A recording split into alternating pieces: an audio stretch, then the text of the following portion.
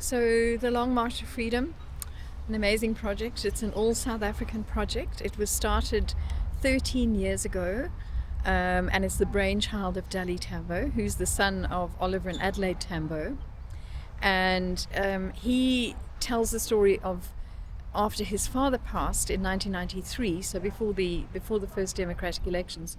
He tells the story of going to visit his father's grave and saying, everybody knows about Nelson Mandela, but nobody knows about you, Oliver Tambo.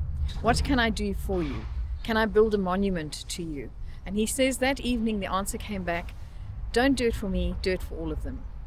And that's how Long March to Freedom came about.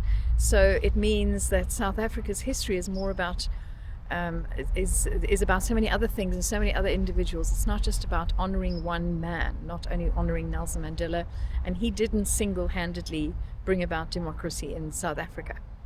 So we've been working on this project for 13 years, and we started in 2012 we started, and we exhibited the first 17 bronzes at the ANC Centenary Conference in Bloemfontein.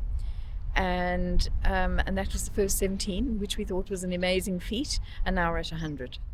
So we've got 100 life-size bronzes, all South African projects, all South African artists, South African foundries. We haven't sent any of them overseas to China. We've done a lot of training on the project. There are student works that are included here, artists that have worked with professional artists, up-and-coming artists, are now operating as sculptors in their own right. They have their own careers, they have their own following.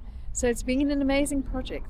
It's one that has included and employed and upskilled literally thousands of people. And it is the only exhibition of its kind anywhere in the world that tells the history of a country through these kind of representational artworks. The quality of the artwork is also outstanding. These artworks would stand up and be praised anywhere in the world. In fact, our biggest supporters and our most vocal supporters of this exhibition are quite often international visitors who really see the value and really love it.